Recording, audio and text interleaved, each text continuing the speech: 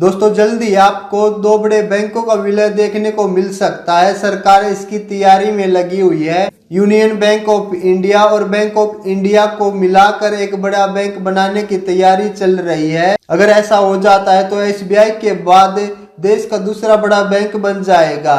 लेकिन दोस्तों सवाल यह आता कि 25 करोड़ खाता धारकों का क्या होने वाला है। अगर ये मर्जर हो जाता है तो क्या उनके ATM, passbook, chequebook, IFSC code, banking सब कुछ चेंज होने वाला है। उन पर क्या असर पड़ने वाला है, उनको किन किन परेशानियों का सामना करना पड़ेगा। आज की इस वीडियो में यही जानेंगे कि मर्जर के बाद ग्राहकों पर क्या असर पड़ने वाला है। दोस्तों केंद्र सरकार फिर से बैंकिंग रिफॉर्म्स करने की तैयारी में लगी हुई है। देश में सिर्फ 4 बड़े बैंक ही बचेंगे। छोटे बैंकों का नामो निशान मिट जाएगा।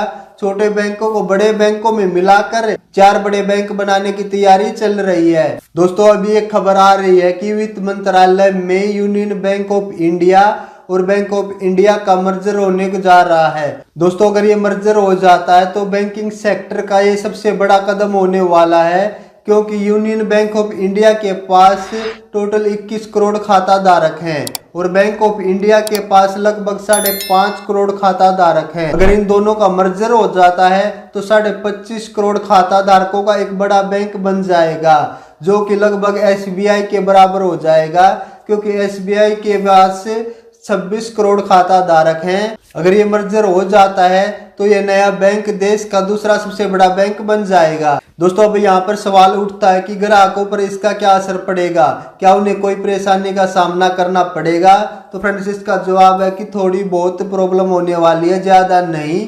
दोस्तों ग्राहकों के जो बैंक में पैसे हैं, ब्याज दर है, लोन है या फिर निकासी है या फिर कोई एफडी करवा रखी है, इस पर कोई असर नहीं पड़ने वाला है। लेकिन दोस्तों मर्जर के बाद ब्रांच कोड हो गया, आईएफएससी कोड हो गया, पासबुक हो गई, चेकबुक हो गया, एटीएम हो गया, ये चेंज हो जाएंगे, जिससे कि मर्जर के बाद ग्राहकों को अपने बैंक अकाउंट की जो जानकारी है वो अपडेट करनी पड़ेगी और थोड़ा बहुत कागजी काम भी करना पड़ेगा। लेकिन दोस्तों मर्जर से ग्राहकों को फायदा ज्यादा मिलेगा। फायदा ये मिलेगा कि जो एटीएम नेटवर्क है वह ज्यादा देखने को मिलेगा, डिजिटल प्लेटफॉर्म बेहतर मिलेंगे, लोन प्रोसेस जो होता है वो तेज हो जाएगा और एक बेहतर बैंकिंग सर्विस का अनुभव देखने को मिलेगा ग्राहकों को। दोस्तों सरकार का मकसद है कि छोटे बैंकों को बड़े बैंकों में मिलाकर बैंकिंग सर्विस को मजबूत किया जाए, एक बड़ा बैंक तैयार किया जाए और मर्जर के बाद बैंक की बैलेंस शीट और भी बड़ी हो जाएगी, एनपीए का बोझ है कम हो जाएगा और जो बैंकिंग सर्विस का अनुभव है और भी तेज और मजबूत हो जाएगा। और कुछ एक्सपर्ट का तो यह कहना है कि ये मर्जर तो सिर्फ शुरुआत है। सरकार जल्द ही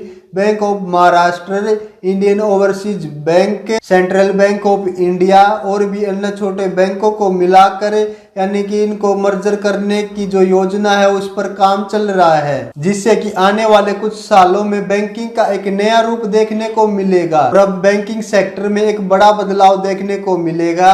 बैंक ऑफ इंडिया और यूनियन बैंक ऑफ इंडिया के मर्जर के बाद देश को दूसरा बड़ा नया बैंक मिलने वाला है। लेकिन दोस्तों इंतजार यह है कि सरकार इसका ऐलान कब करती है, कब इस मर्जर को तैयार करती है और जो 25 करोड़ खाता धारक है इन बैंकों के, उनके लिए नया सफर कब तैयार होता है। तो फ्रेंड्स आज की वीडियो में बस इतना ही। जानकारी अच्छी लगी हो तो वीडियो को एक प्यारा सा लाइक जरूर कर देना, साथ ही चैनल को भी सब्सक्राइब कर लेना और बेल आइकन को भी प्रेस कर लेना। तो फ्रेंड्स मिलते हैं नेक्स्ट वीडियो में ऐसी और इन्फॉर्मेटिव वीडियो के साथ।